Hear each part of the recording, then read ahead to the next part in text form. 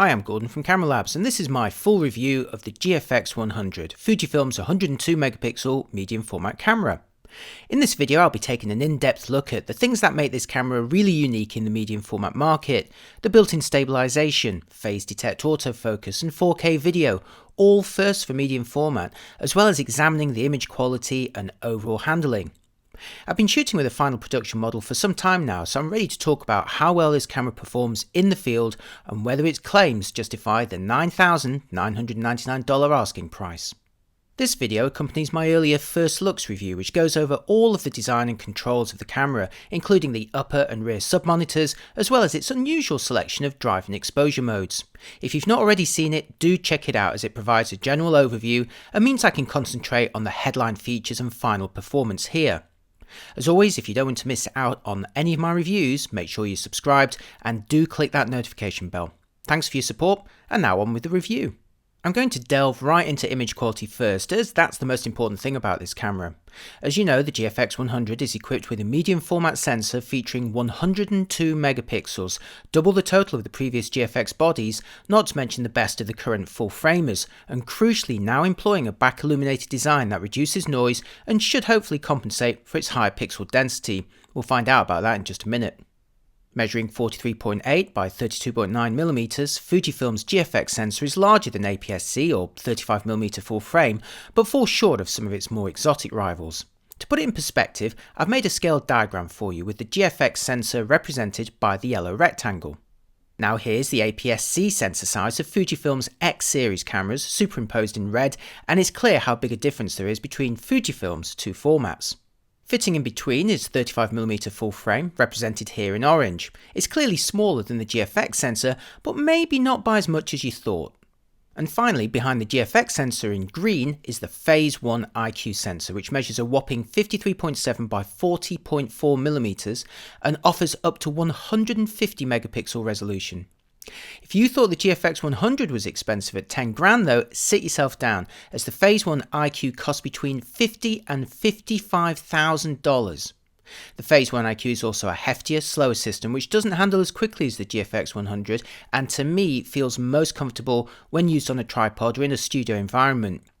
They're clearly aimed at very different markets and price points, but it does illustrate there's comfortably larger formats out there at comfortably larger prices. So how do the GFX100 photos look in practice? In a word, excellent. These are all superfine JPEGs I shot straight out of a final production camera fitted with either the 23mm f4 or 32-64mm f4G lenses. At first glance, the images are unsurprisingly reminiscent of Fujifilm's X series cameras, with recognisably pleasing colours and tones that are pretty much good to go without further adjustment. Like the X bodies, I remain very fond of the film simulations, which to me personally feel easier to understand and apply and more fun to explore.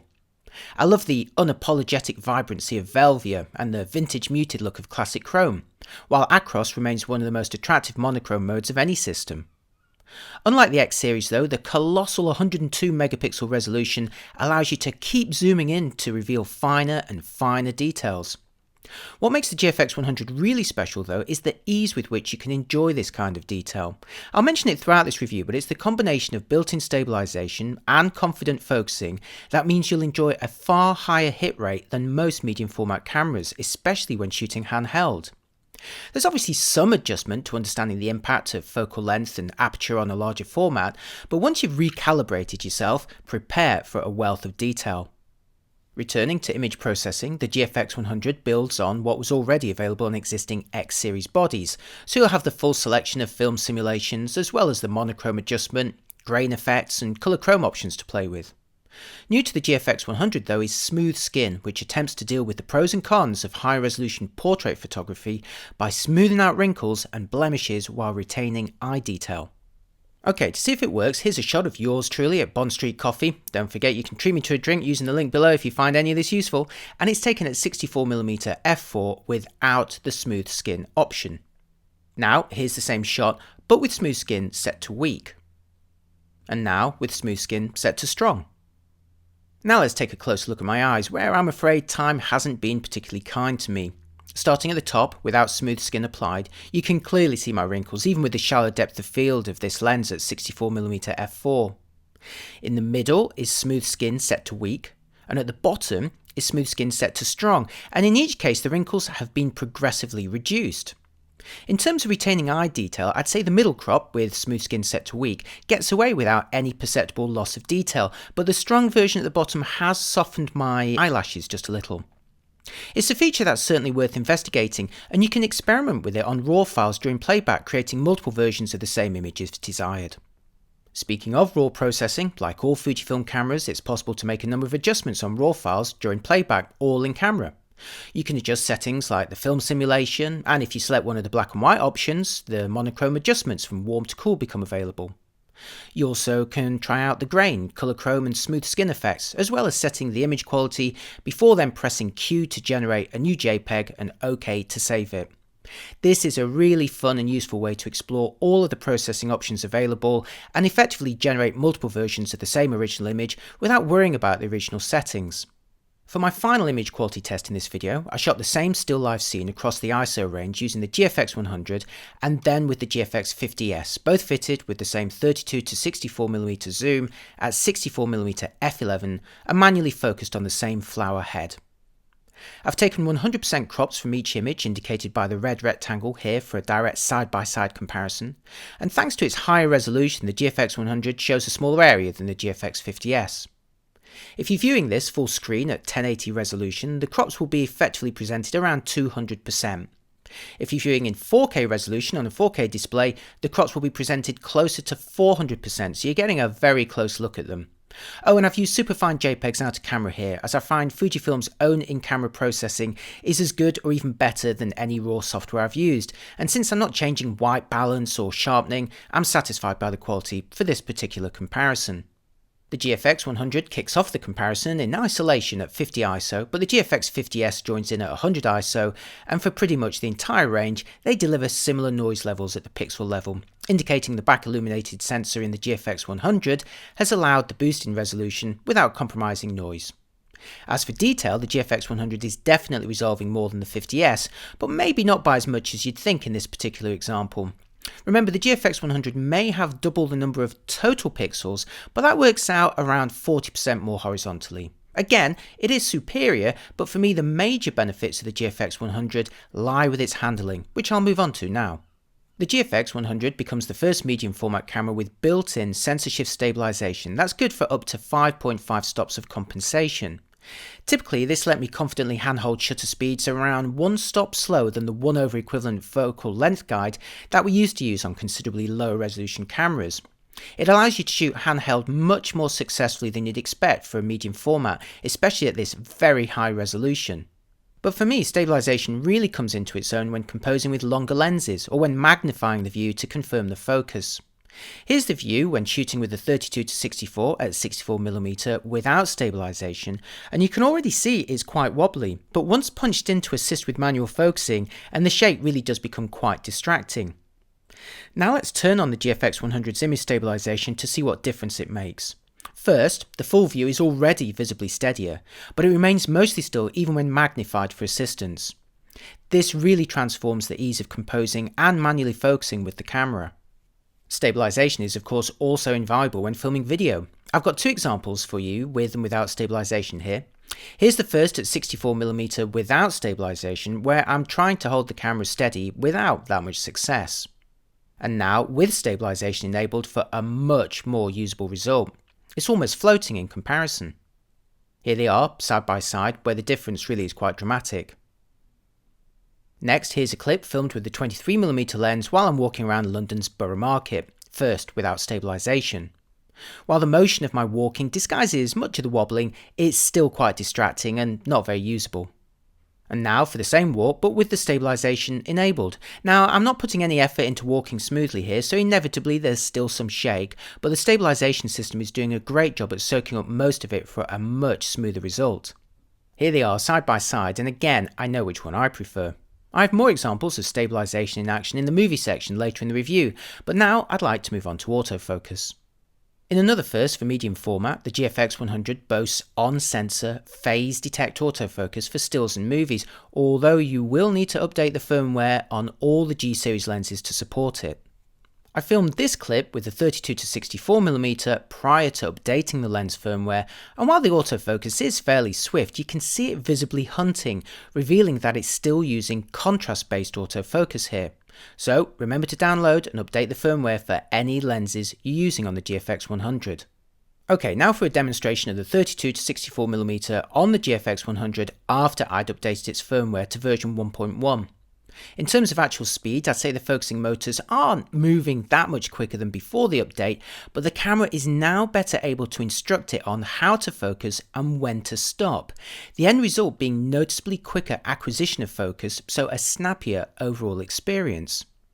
For comparison, here's the same test using the GFX50S, which has contrast-based focusing only, and you can see the actual motor speed looks a tad slower, but it's the minor hunting at each end that slows down the overall acquisition time. Viewed in isolation, the GFX50S is actually looking pretty good here, but put it side by side against the GFX100 and it's clear the phase detect AF system on the flagship body is proving faster overall due to its increased confidence. It doesn't waste any time getting started or stopping at each end of the process, and it's one of the aspects which improves the overall handling compared to traditional medium format cameras.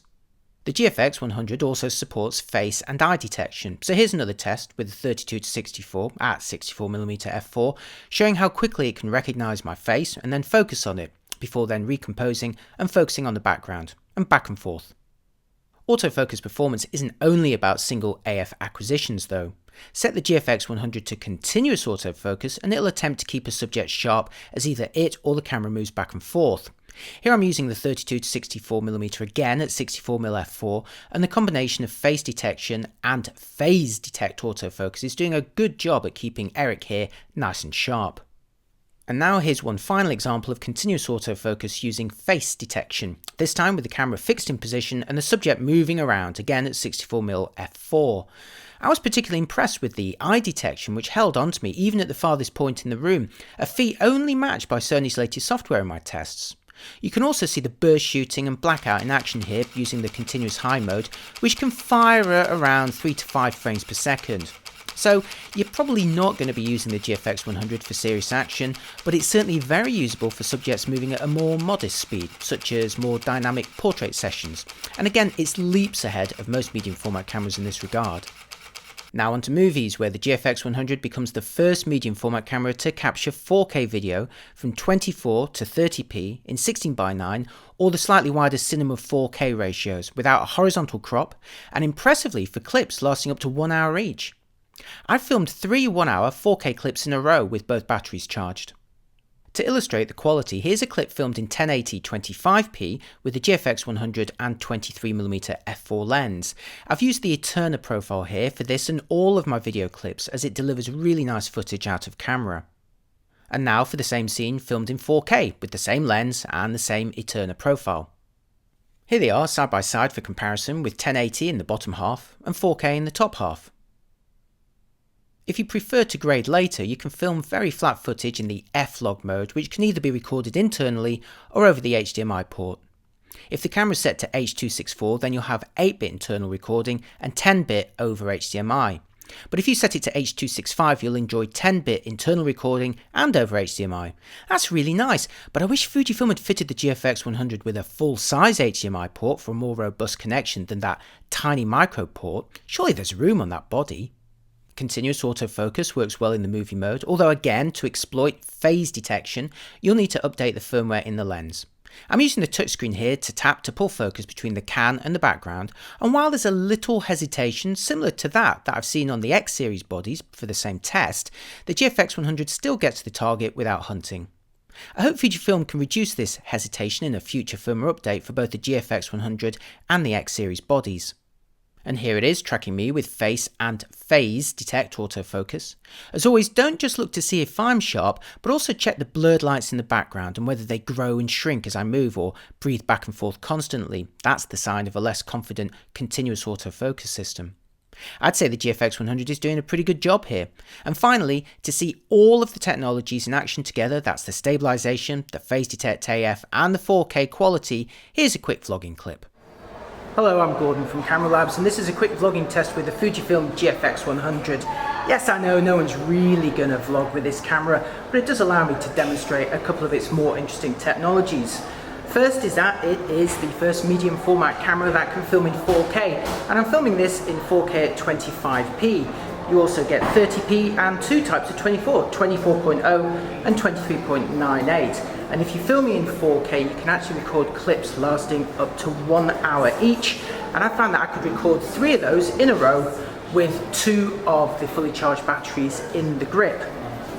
One of the other exciting technologies, if you're into this sort of thing, is built-in image stabilization. I'm using that right now. It actually uses sensor shift stabilization, and I'm using it with the 23mm f4 lens right now, filming at f4 and a 50th of a second auto ISO, and I'm using the Eterna profile, which gives really nice footage straight out of camera. Although if you prefer, there is the very flat f-log profile, and you can also record that in 10-bit externally to HDMI using H.264, or if you have it set to H.265, you can actually record it internally at 10-bit. The next technology I want to mention is the autofocus system, which is actually phase detect. Yep, on-sensor phase detect autofocus, and it also supports face and eye detection when you're filming movies. So I have got face and eye detection enabled now. So even though the screen won't flip forward to face me, I'm fairly confident that it is keeping me in reasonably sharp focus. Now I could of course connect an external monitor to the top of this camera. I've got an Atomos Ninja 5 for example, and that works beautifully with it, but the combination is just going to be way too heavy to use. And this is quite a perfect bit of timing as I approach this mirror here, and you can see behind me exactly the size of this camera rig that I'm using. Not very practical for vlogging, but I wanted to show you anyway. Right, on with the rest of the video. Okay, now for the verdict. Having spent some quality time with the final production GFX100, I feel a lot more certain about what it can and can't do, and the bottom line is it remains the most usable and enjoyable medium format camera I've ever tested. The combination of built-in stabilization, phase detect autofocus, and the best viewfinder around right now absolutely transforms the overall handling experience, turning what could have just been a tethered studio camera into one you can literally take anywhere and return with high quality stills or video. Sure, it's not as quick as a modern Aps-C or full framer, and you still need to be a little careful to exploit the best from it, but I was struck at just how easy it was to enjoy the full 102 megapixel resolution in a wide variety of environments and conditions. And those images certainly look very good indeed, the best I've seen without spending 5 times as much.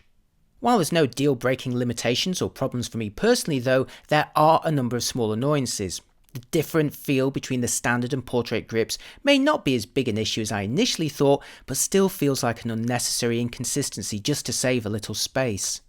The viewfinder, while fabulous, annoyingly blocks most of the screen when it's folded up for waist level shooting. Sure, you can slide the viewfinder off, but why should I when the screen could have angled out more, or if the viewfinder could have angled up without needing an optional accessory? I also feel for the size of the camera there's some strangely small elements. The front, rear and autofocus mode dials are all unnecessarily small and fiddly, and it's bizarre to deploy a micro HDMI port when surely there's room for a full size one on this body. Ultimately, the biggest deal breaker for most people is going to be the price, which while cheap for medium format remains expensive compared to full frame. After all, you could buy a 40 to 50 megapixel full framer for less than a third of the price, and either stitch 2 images together or use a high resolution composite mode where available to come close to the overall detail here.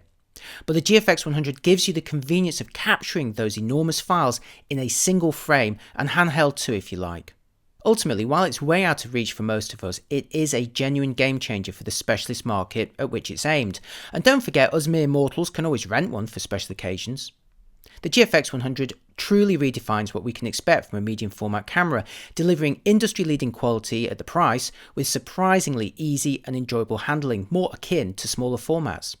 I absolutely loved shooting with it and hope the handling makes it down to a more affordable 50 megapixel version in the future. Right, that's it for this video. I know it's a specialist one, but hopefully you enjoyed it in the same way you might like to see a Ferrari review on a car show. If you do like my reviews, you can support my channel with a like and a follow, and as always, if you really liked it, you can treat me to a coffee or treat yourself to my in-camera button. There's links for all of this below the video. Thanks for watching, let me know what you think in the comments, and I'll see you next time. Bye bye.